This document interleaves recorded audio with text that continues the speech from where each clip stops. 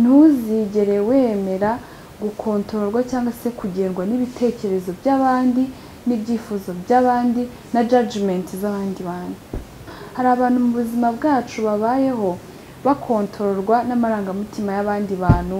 Umuntu yavuze iki ngiki, ukareka ibyo wari urimo urakora ukajya gukora ibyo runaka yakubwiye, ukanga gukora ibyo watekereje ugakora ibyo runaka yatekereje, kuko runaka yakubwiye ko wakoze ikintu hariya yashyize ko nashize anniversaire hariya ngo runaka ntiyajemo, mwababaye mwese mwahagurutse mwacinyikiye murenda kunyica ngo uko runaka atajemo. So ye Charlene rero nkahindura uburyo nagombaga gukoramo ibintu, nkahindura imyanzuro nafashe mu buzima bwanjye, nkahindura ibyemezo nafashe just kugira ngo muri comment rero nzabonemo udukomenti twiza, nyine uhora ntakagizeho urubwira ibintu byiza. Ngiye n'ibintu bibi buriya biranyubaka ndabikunda, njye mumbwira ibibi mumbwire n'ibyiza, njye nta kintu nkwaye. So rero ntukajye ukontororwa n'ibyo abantu bose bakubwiye. Umuntu wese nakaze ngakuze mu matwi ngo wemere icyo yakubwiye. So niza nkavuga ikintu ngo Charlene nari imeze utya, njye na papa wanjye byari bimeze utya, na mama wanjye byari bimeze utya, kambwira ngo mpora mu byashize. Ntago ari uguhora mu byashize, nanabibabwiye ngo amateka yabaye mu gihugu cyacu mabi 94, ubu ni inshuro ya 29, umwaka ushize azaba ari inshuro ya 30. Kuki isi igihugu kitavuze ngo reka ibi bintu tubireke twe kujya tubigarura, ngo nitubigarura babikoze bazajya bumva ko tutababariye. So rero njye ndi muri fight or die movement, nawe nabikwifuriza abandi mwese mubishaka mu joining. Mu minsi iri imbere mikeya nzakora urubuga. Hari abantu barunsabye bamwe bavuga ngo tuzakora urubuga, nzarubakorera tujye duhuriramo duhana ibitekerezo n'izindi gahunda twajya dukoreramo. So rero alright, mbahaye ikaze kuri mama Charlene official. Yarashize igihe kinini cyane mutambona, nuko nafite ibindi bintu ndi gukora, ariko uyu munsi nagarutse. So I hope ko rero mwese mumeze neza, nanjye ndaho meze neza cyane. Okay, n'abatameze neza mwese mwihangane, njya bibabwira ngo uyu munsi ushaka kubabaye ariko ejo ukazaba wishimiraga iminsi yose uhora ari Sunday abahanzi barayiririmba. So today urababaye ariko ejo ibintu bizaba bimeze neza. And nibagiwe ndashimira abantu bose banyifurije umunsi mukuru w'amavuko, abateye comment nziza mwarakoze, n'abateye comment mbi mwarakoze, kuko byose ntago munashira ikintu hariya ngo nyine nibavuze ngo ni comment buri wese avuga uko abyumva. So nimba warabyumvishe nabi it's okay, niba warabyumvishe neza nabyo ni byiza. kandi burya comment iyo nyisomye nkabona comment nimbi, nkabona comment yangwanyije, nkabona comment irashaka kunshyira hasi, mpita nkora contract nyine nkakora ikinyuranye cy'ibyo wowe wanditse. So rero mwese mwumve ko mbashimiza comment zanyu zirashimishije, imbi n'inziza zose ndazikunda. So uyu munsi ngera nje kuvuga ibya anniversaire, ariko naza kuvugaho gakeya. So ntago nyasoma comment cyane, ntabwo nyankumira comment cyane, ariko ejo bundi nanyuzemo ndazireba, noneho ndiganiriza ubwanjye ku giti cyanjye. kandi mbona ko hari abandi bantu nabo bajya bahura n'ikibazo cy'amakomenti. Umuntu yateye comment byaguciye intege, ntabwo nzongera kuvuga, ntabwo nzongera gukora ikintu. kandi rwose reka nkubwire, nimba hari umuntu udashobora kwemeza, umwana w'umuntu ntabwo ushaka kumwemeza, yewe ushobora no kumanura imvura ariko still umwana w'umuntu ntiyumve. ushobora kuvuga izuba rigenda rikagenda nirize nirikaza, still umwana w'umuntu agakomeza apinga. So rero hano turaza kuganira ku bintu bine, ubwo ni muri fight or die. hari abantu bakomeje bayinyishyuza, niyo mpamvu ngiye kongera nkabishyiramo agatege. bagambwe Charlene turashaka fight or die, nari nzi ko ari ikintu ari aga content karaho gasanzwe, ariko nabonye abantu benshi byahinduye. hari abampamagaye, hari abanyandikira, hari abakuru, hari n'abatoya b'urungano rwanjye. So byamaye rero motivation. So rero mukomeza mukurikira ikiganiro ni fight or die movement. narababwiye ati life is about to fight or you die. ugomba kurwanira ibyo ushaka cyangwa se ugapfa utabibonye, kuko niko nyine isi imeze. So uyu munsi rero turaza kuganira ku bintu bine utagomba kwemera gukontororwa nabyo. as long as mu gihe uzabona uri ku ibyo bintu bine byagukontroye, uzamenye yuko ubuzima buri habi, uzamenye yuko iterambere ryawe rizaba riri mu manegeka, naho ubuzima bwawe bizaba buri mu manegeka. ikintu cya mbere utazigera wemera kugengwa nacyo cyangwa gukontorwa nacyo cyangwa kuba imbata yacyo. Like mu ndimi z'amahanga nibyo bavuga someone's opinion, someone's options or someone's judgment. Ntuzigere wemera gukontororwa cyangwa se kugendwa n'ibitekerezo by'abandi n'ibyifuzo by'abandi na judgment z'abandi bantu. Ntabwo mvuze ngo umuntu nakugira inama uzamushingana ijosi wange kumwumva, umuntu nakwereka icyanya cyo gukora ngo wange kugikora, ariko nanone ntuzigere wemera kugendera mu kwaha k'undi muntu. Hari abantu mu buzima bwacu babayeho bakontororwa n'amarangamutima y'abandi bantu. Umuntu yavuze iki ngiki, ukareka ibyo wari urimo urakora ukajya gukora ibyo runaka yakubwiye, ukanga gukora ibyo watekereje ugakora ibyo runaka yatekereje, kuko runaka yakubwiye ko wakoze ikintu hariya washyize ko nashize anniversaire hariya ngo runaka ntiyajemo, mwababaye mwese, mwahagurutse mwacinyikiye murenda kunyica ngo uko runaka atajemo, mwarakaye mwababaye, ntimuzi ngo impamvu niyi, nuzi impamvu arayirengagiza. So ukavuga ibintu byose ushaka. So ngiye Charlene rero nkahindura uburyo nagombaga gukoramo ibintu, nkahindura imyanzuro nafashe mu buzima bwanjye, nkahindura ibyemezo nafashe just kugira ngo muri comment rero nzabone mu ducomment twiza. Ngiye niba he n'ikintu buriya ntakunda, sinkunda n'umuntu ntakagiza yambwiye Charlene bigenze utabimeze cya from Monday to Sunday urumbwira ngo Charlene ukora ibintu byiza, Charlene bigenda utse nyine horo ntakagiza urumbwira ibintu byiza. Ngiye n'ibintu bibi buriya biranyubaka ndabikunda, ngiye mumbwira ibibi mumbwire n'ibyiza, ngiye ntacyo binwa. So rero ntukajye kontororwa n'ibyo abantu bose bakubwiye. Umuntu wese nakaze ngakuze mu matwi ngo wemere icyo yakubwiye ngo uhindure uwo uriwe, kuko burya reka nkubwire bajya abanyarwanda ni abahanga cyane. Bavuze ingendo y'undi iravuna. So ureka kugenda ingendo yawe, ingendo y'undi muntu iravuna. Burya umuntu nimba yahisemo ubuzima bwe, abazi bimuha amahoro, abazi bitamuha amahoro, abazi ibyo ari bukore kugira ngo yikure mu bibazo. So rero nawe ujye ukomeza icyo wahisemo, uba ari cyo usitikingeho, uba ari cyo ugumaho. Abantu bazavuga banaceceke, use baravuze ariko nyine inkuru zirarangira. Inkuru niba yari guhitina muri iki cyumweru waravuze ibyo ushaka, tera amakomenti yose ushaka, nageje ari byo zabo kiri kuvuga, zaza ibindi nabyo bivuge, haza ibindi nabyo bivuge. Sho ubuzima rero ni version y'ibintu. Wowe icyo nakubwira uyu munsi, guma ku myanzuro yawe wafashe mu buzima bwawe, umurongo washyizeho ku buzima bwawe uba ari ugumana. Igihe mvuga ibintu kugira ntabwo bireba abantu bato, urubyiruko gusa, n'abantu bakuru, abapapa n'abamama namwe biba bibareba.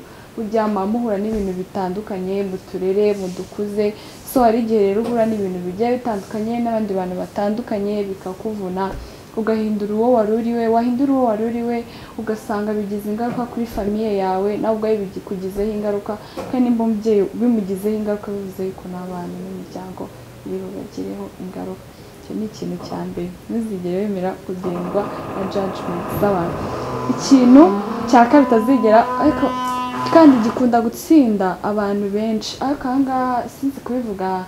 Hari igihe umuntu avuga ikintu ukavuga ngo umuntu abishyangikije ageze ku yindi ntera. Burya nawe wabuze ubwenge bungana usesengura bingana ute, mba mbizi yuko hari etape ntagomba kurenga, mba mbizi ko hari ibintu ngomba kuvuga ibyo ntagomba kuvuga, nawe naba mbizi, mba mbizi yuko hari limit, hari imirongo ntarengwa. Ikintu cya kabiri utazengera wemera kugengwa nacyo ni relationship. Ikintu cya relationship gikunda kugonga abantu benshi. Kambaho urugero impamvu utazemera kugendwa na relationship. Hari abantu mu buzima bwacu dukora amakosa, wenda iki cyane cyane ku bantu b'urubyiruko turi mu rungano rumwe, bari hejuru bitegura bazarushinga cyangwa bafite n'abasheri. Kambabwire like hari igihe uba ubana n'umuntu nibwo relationship numve wenda ko ari wowe na sheri wawe gusa, wowe n'umukunzi wawe gusa, no, n'inshuti yawe, your relationship mufitanye hagati yanyu.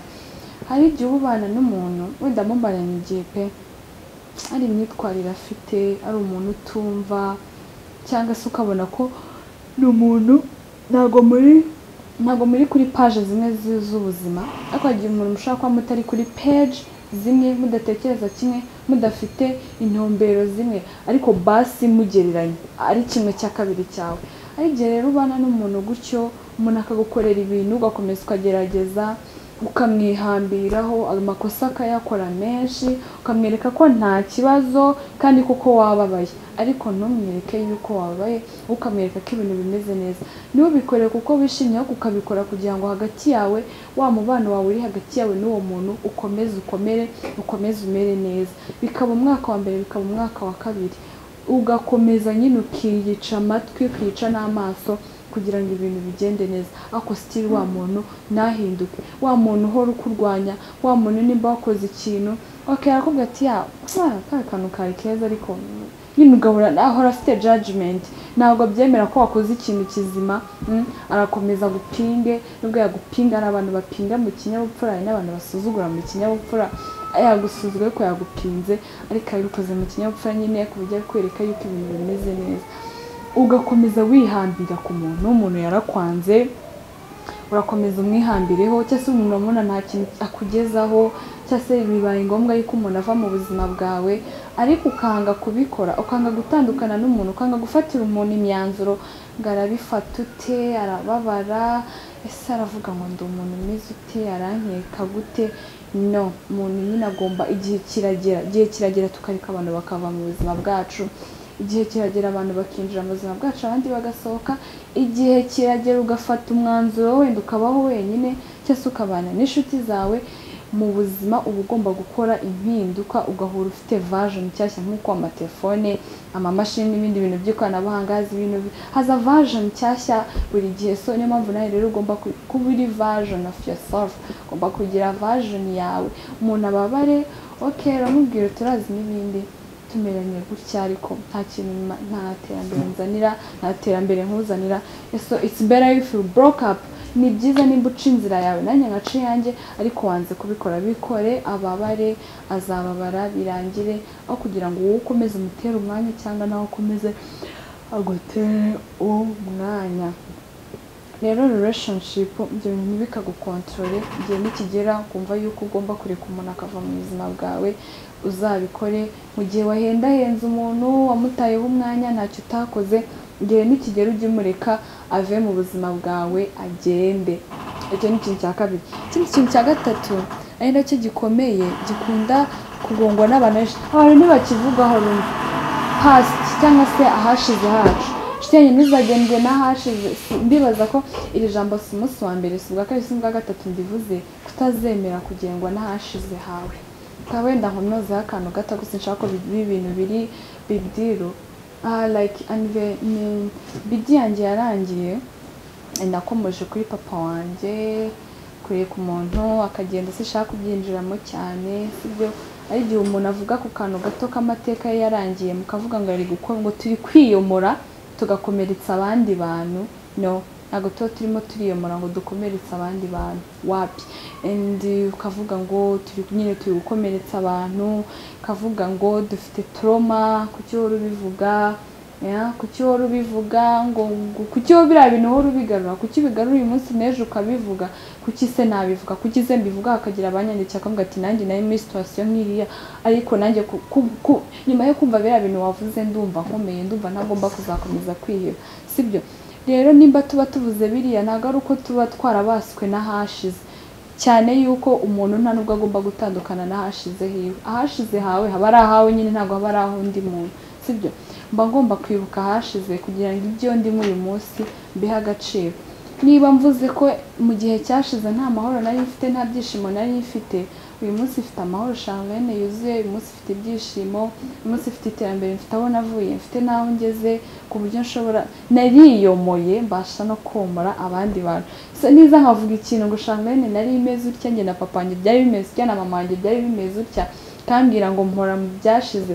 Ntabwo ari uguhora mu byashize. Nanabibabwiye ngo amateka yabaye mu gihugu cyacu mabi 1994, ubu ni inshuro ya 29, umwaka ushize azaba ari inshuro ya 30. Kuki si igihugu kitavuze ngo reka ibi bintu tubireke, twe kujya tubigarura, ngo nitubigarura babikoze bazajya bumva ko tutababariye. Kuki bahora babyibuka? Barabyibuka kugira ngo umunyarwanda wese n'utaravuka n'abarimo barabyiruka, twebwe tutabibayemo, tutabizi, tubyumva, tubireba ku mateleviziyo, kugira ngo aya mahoro tujye tumenya aho yavuye, tujye tumenya batumye tugira ayo mahoro, tujye tumenya abakoze ibyo ngibyo, tumenye ngo uyu muntu nakubwira gutya uzitwara, ucyo umusubize gutya, kugira ngo duhore turwana ingengabitekerezo ahashize hanjye n'ahanjye ngomba kubana naho kuko niho haba haramfashije gukomera. So rero umuntu nazakubwire ngo ko ntugahore uvuga ibyashize, ngo ntugahore wibanda ku hashize. Iyo tuvuga hashize hacu si uko tuba twarabaye imbata zabo, ahubwo iyo tuvuga hashize hacu nuko tuba twibuka yuko udutendo hadukoreye, udutendo twabayemo nibyo bituma turi abo turi bo uyu munsi. Uriwe kubera amateka yawe. Rero ntuzigere wemera gukontororwa n'ahashize hawe, ariko nanone ntuzigere witandukana n'ahashize hawe, kuko njyewe niba nibutse ko ejo mu gihe cyashize ntari nishimye, nzi ko uyu munsi nishimye, menya ngo ibyo ndimo ndaza kubifata neza gute, amahoro afite ndayafata neza gute, iterambere afite uyu munsi ndaryitwaramo neza gute, kugira ngo ntazabyaya nkabifata nabi ejo nkisanga ndi hahandi narindi. Kandi reka mbabwire pe, umuntu wigeze wenda gusonza atinya inzara, ikintu cyose cyagusubiza mu nzara ugasonza ukigendera kure. So rero niba uzi mu bintu ubuze agaciro kabyo, ahashize hacu niho hadukomeza, ahashize hacu niho hatuma tumenya ndetse niho hadufasha kurema ejo hazaza hacu, ko ahashize ni ikintu cy'ingenzi kandi gikomeye cyane. So rero umuntu navuga amateka ntimukamuvebe, umuntu navuga ikintu cyabaye ntimukumve yuko ari ukubatwa n'ubugome no kutababarira. Ahashize hacu hatuma twubaka abandi bantu. Ikindi kintu cya nyuma ari nacyo gikomeye cyane ni ibitekerezo bibi. Guhora wishyira hasi, guhora wumva ko nta kintu ushoboye, guhora wumva yuko niba runaka yakubwiye ngo biriya bintu ntubishoboye bivemo, hita ubivamo. Nimba runaka yakubwiye ngo iyo gukora biriya bintu bumeze gutya, hita ubivamo. Hari umuntu wigeze kunyandikira arambwira ngo Charlene, ngo ugira ubujajwa, ngo uravuga cyane, ngo ujye uvuga utugambo duke. Rero mbabwire, ari ibintu bijya binsetsa, ngo uragenda hariya ngo ukavuga ibintu, ngo ukavuga n'ibirenze imyaka yawe. Ariko se mundi mureke sinzi ikintu, nyine abantu ni abantu bagomba kuvuga. Nabwira ngo ndaza hano nkavuga n'ibintu birenze imyaka yanjye, ngo ubwo ni ubujajwa, ngo mba najajwe cyane, sibyo? Iyo mba ndaho ngaho ndi debile, sa nkaho ndi umuntu utuze, mvuga ibintu biterekeye. Ubu rero nibwo mwari kuzana mwese mungirira impuhwe, nibwo mwari kuzamuvuga ngo karakana disi gateye impuhwe. Niba umuntu abashije gukora ikintu, umuntu akava ku rwego rumwe akajya ku rundi, ukabona umuntu arabasha kuvuga ikintu, njyewe wambwira ngo mfite ubujajwa, wambwira ngo mvuga ibintu birenze imyaka yanjye n'ibiki, mbese imyaka yanjye ntuyizi, ntuziba nkubwira ntuzi niyo nkubwira ariyo. Ibintu uvuga ngo mvuga ibintu birenze imyaka yanjye gute? Oya se mvuga ubugoryi buri hasi y'imyaka yanjye nibwo uzishima. Nimba mvuze ikintu, ari umumama unduta pe, ufite n'abana, yarambwiye uti Charlene, hari ikibazo nagezemo cy'inkomerero cya famiye, nabuze aho nerekeza amaso pe. Ndagije nibuka ko Charlene yigeze kuvuga ngo fight or die. Ni umuntu w'umusirimu, utajya ngo ni umuntu w'indushywa, ariko nyine ikibazo cyose kiba ari ikibazo kigeze ku muntu. Umuntu w'umusirimu z'indimi w'umukire ufite ubuzima bwiza, ngati icyo kibazo cyarankomere.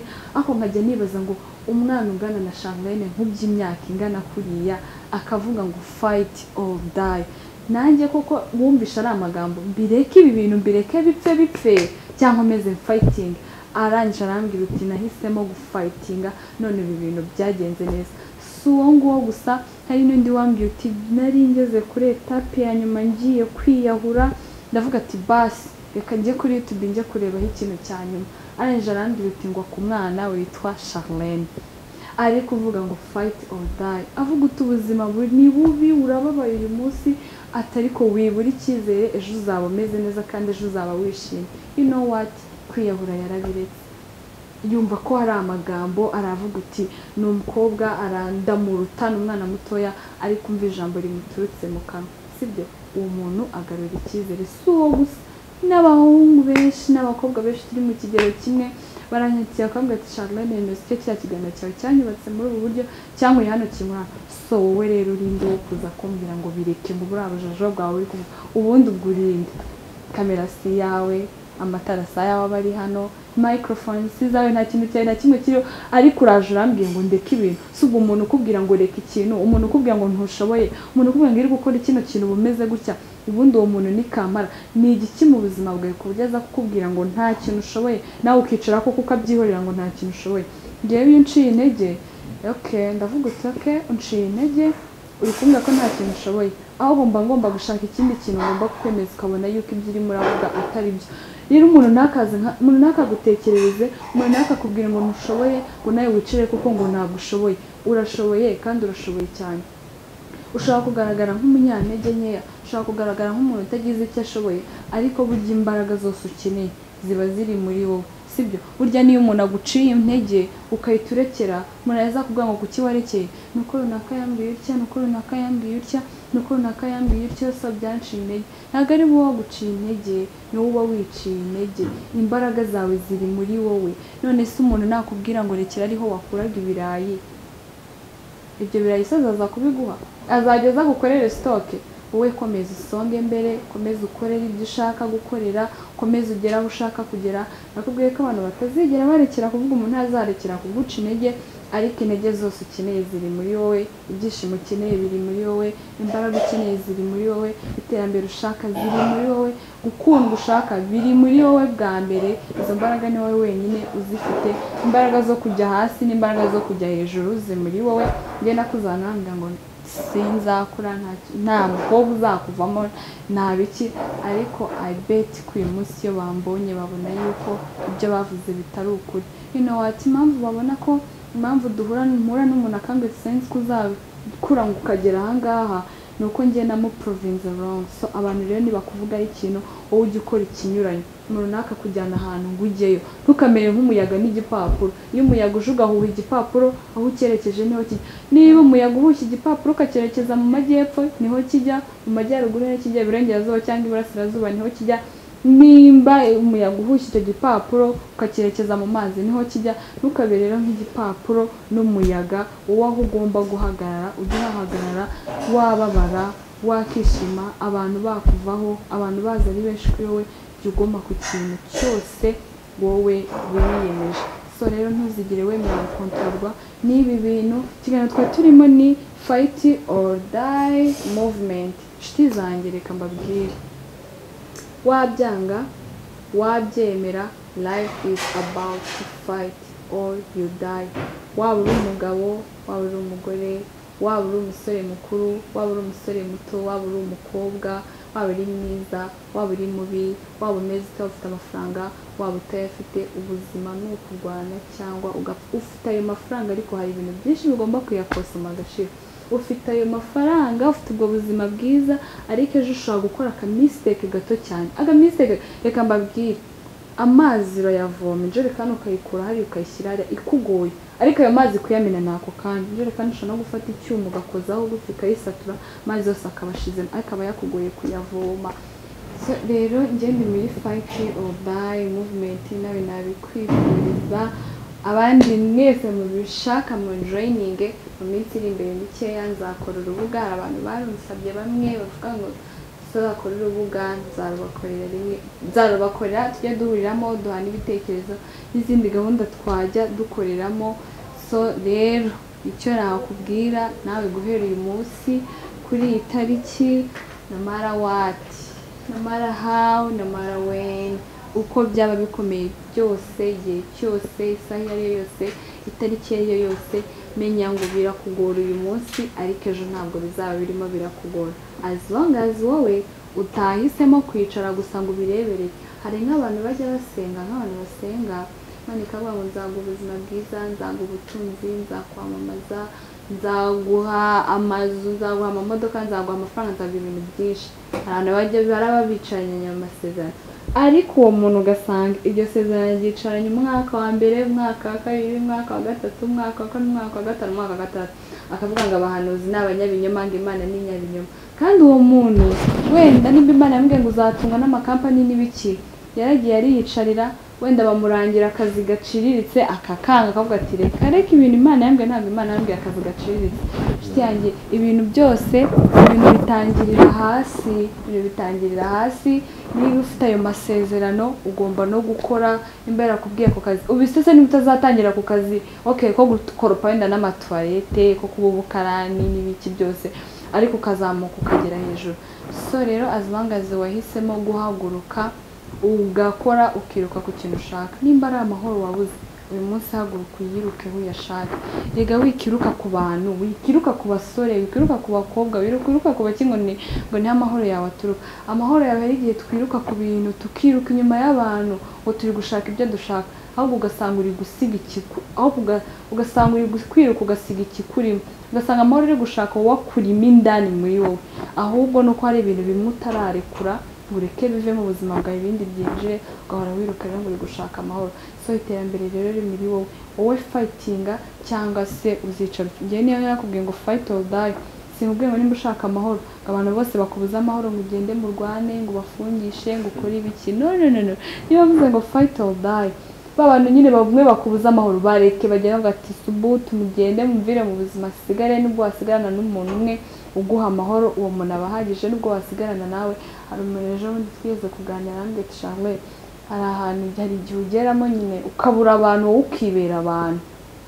Nawe rero nimba warabuze abantu uyu munsi wibere abantu wabuze, wibera abanyamahoro wabuze, wibera abantu bagutera courage wabuze, wowe wibera abantu bose ukeneye mu buzima bwawe, kandi I swear kandi abizi pe wabigeraho. So rero join me for fight or die movement, turwanirira ibyo dushaka, cyane cyane twebwe urubyiruko, abantu turi kubyiruka naho turi kubyirukira pe, nta hantu turi gukurira. Ababyeyi bacu bafite ibikomere natwe bakabidutera, tugakurira mu isi yanduye, isi yuzuye ibibazo natwe bikatugera, ariko twese mureke duhaguruke dushake, ndetse umva twifunge bukwasi dukomere, ubundi tujye ku rugamba. Niba ushaka amahoro uyashaka, uvuga uti ibi bintu byose bikwirwa bintera stress binyaza, ndabiretse byose bigende. Ibintu bituma ntagira courage ndabiretse, ibintu bituma mpora nsubira hasi ndabiretse. Niba inshuti zanjye narazinginze ngo tugendane gutya cyangwa se ngerageza kwitwara utya bikanga,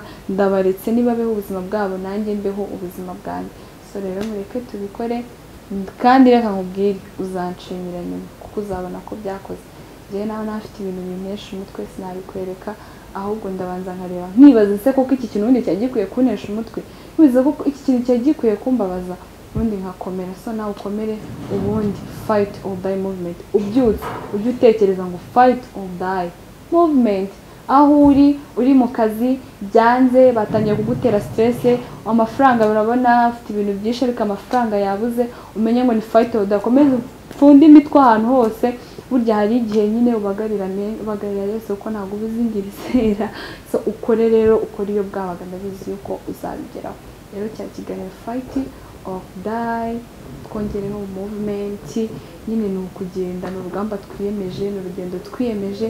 Joininge nzabaha WhatsApp yanjye, mwandike muri comment mumbwire uko mubyifuza, mumbwire uko mubyumva, nibwo tuzashinga iyo nuze nkabana na nimero zanjye za WhatsApp zakazi abazikeneye. So rero ndabashimiye cyane kuba mwabanye nanjye, usharinge nubona bitakureba ari byo rero ikiganukana ntikikureba, ariko ubuze mugenzi wawe kireba ukimuhe. Nimba we waragezeyo wowe nta kintu kigutesha umutwe, it's fine, ubyihorere, ariko bihe abo ubona nyine bakiri muri bya bizazane. Rero mwakoze cyane.